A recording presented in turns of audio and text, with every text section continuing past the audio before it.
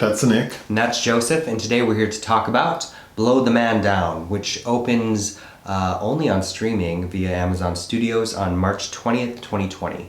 The film premiered at the 2019 Tribeca Film Festival, where it won Best Screenplay, and then went on to a whole slew of other notable fests, including the Toronto International Film Festival.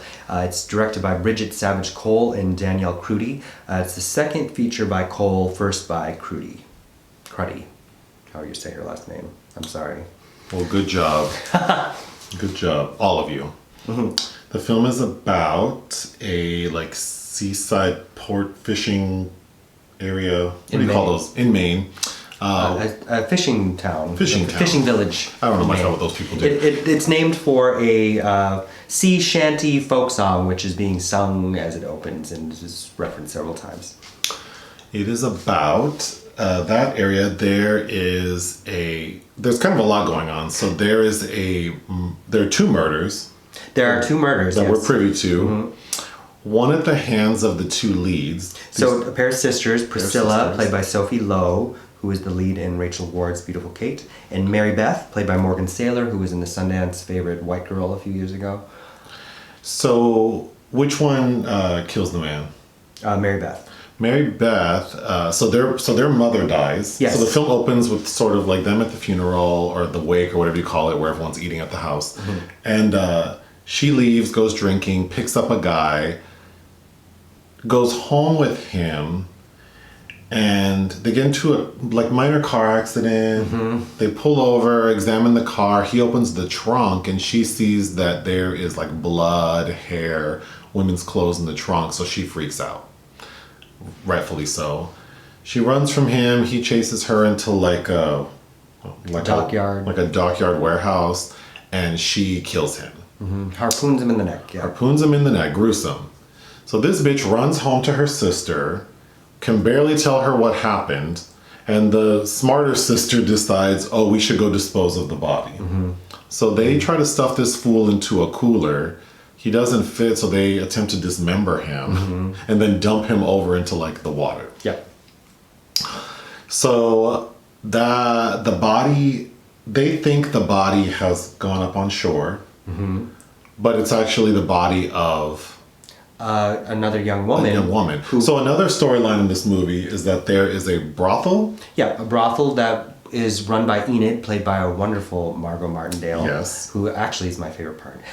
Yeah. But Enid used to be best friends with their deceased mother, and then there are a trio of three other women that we learn all have lorded over this local brothel for the past several decades, as a way to allow the fishermen to let those certain energies out and not bother their own daughters. Yeah. And this dead girl, there are suspicions that Enid had her done away with. Yes. And that's the other kind of dramatic catalyst of the story. So what did I like? I like the story. Yeah. I think the actual writing and the story it feels fresh and clever. I like the cinematography. Mm-hmm. Yeah, I definitely felt like I was being taken. It was filmed by Todd Ben-Hazy, who did Hustlers. Oh, which features a couple Janet Jackson songs. Sure does, yeah. Okay, we like that. Never. The brothel, Margo Martindale. Yes, she's excellent. Excellent, yeah. She's excellent. Mm-hmm. I loved her voice. Oh yeah, she's got a great voice. Yeah, she was really good. Yeah. I like that it is got a wonderful cast of many notable actresses, some of who I haven't seen for a while, but like who? The trio of who are like three harpies or fates that are trying to get rid of Margo, Enid, June Squibb, who Alexander Payne likes to use. She was Oscar nominated for Nebraska. She plays Jack Nicholson's wife in About Schmidt, I believe, usually a foul-mouthed old lady. Marceline Hugo, who I always recognized, had a minor role in Working Girl as Bitsy, who Harrison Ford sweeps off her feet in that. And Annette O'Toole, who I haven't seen forever, who was in the television version of It.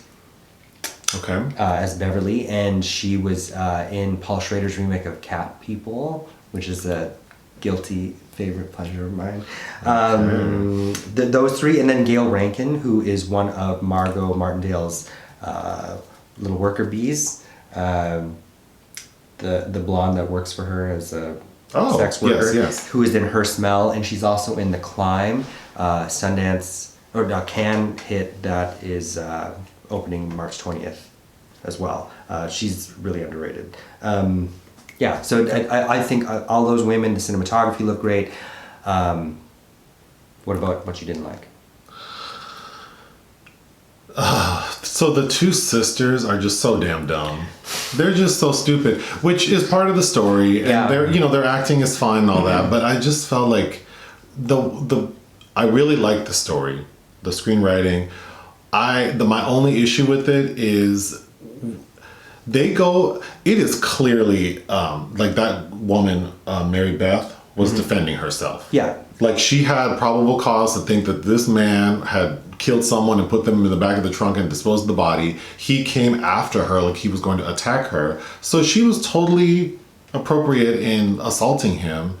And she goes from like what would have been like viable self-defense to like, let's dispose of this body, like dismember it and dispose of it. It's just such a huge jump that I didn't really get a sense of how, especially because the other sister, what's her name? Priscilla, Sophie Lowe.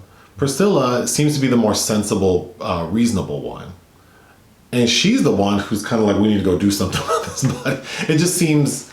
It seems like the stakes needed to be higher enough, or they needed a better reason for them to... It's kind of like the dramatic crux of Queen and Slim. Like, I can't believe that a lawyer would say we should go on the lam after shooting this cop when it's on cam that we were acting in defense. Sure. Like, even though law enforcement is not, friendly towards women or sex workers or black people, like, if you have some kind of proof that it's better than running or chopping up a body. I mean, I'm sure as it relates to this story, one would say that maybe they knew that like all of the police were in cahoots and that they wouldn't get, that they wouldn't be hurt. But the problem with that is these girls say that they didn't know about the brothel and all of what was going on. So it's like, well, they don't have that history to feel like they wouldn't be heard.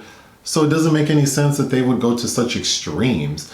But once I got past that, then the rest of the film works very well for me. The only other thing I didn't like is I didn't like those fishermen singing.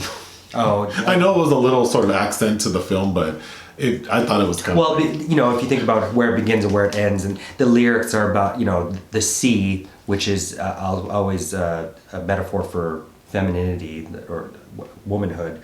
The sea blowing the men down in their ships. And then at the end of the film, it's the old lady singing the song. So it makes sense. That didn't bother me. I shouldn't even say I didn't like it. I mean, it just kind of felt weird to me. But overall, I really did like the story, the acting. I think it earns some slight comparison to the Coens. It could have been a little weirder, a little more... it could have been darker than it is. It kind of reminded me of White Ribbon in the sense that... Michael Haneke? No, not White Ribbon. Winter's Bone, I think. Winter's Bone. You were saying, yeah. I also really like White Ribbon. No, Winter's Bone with Jennifer Lawrence. Yeah, the Deborah Granick, yeah. Yes. Because when I saw that film, I didn't believe that there are people who actually live like that. Mm-hmm. And that's kind of how I felt about this film.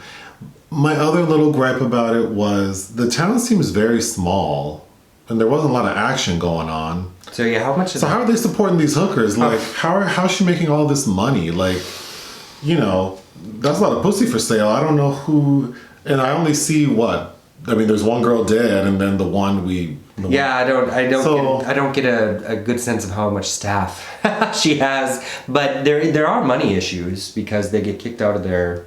That dynamic reminds me of that Faye Dunaway film, Beverly Hills Madam. You only have 4 hoes working, and you have all this money. Like, how does that work? Yeah, I'm in the wrong line of business. But otherwise, this is a great film. I would give it... I'm kind of sad it's not getting a theatrical release. I mean, although all indie movies are fucked until further notice, basically. But what would you give this film? 3.5 out of 5. I would give it 3.5 out of 5. Anything else? No. All right, bye. Bye.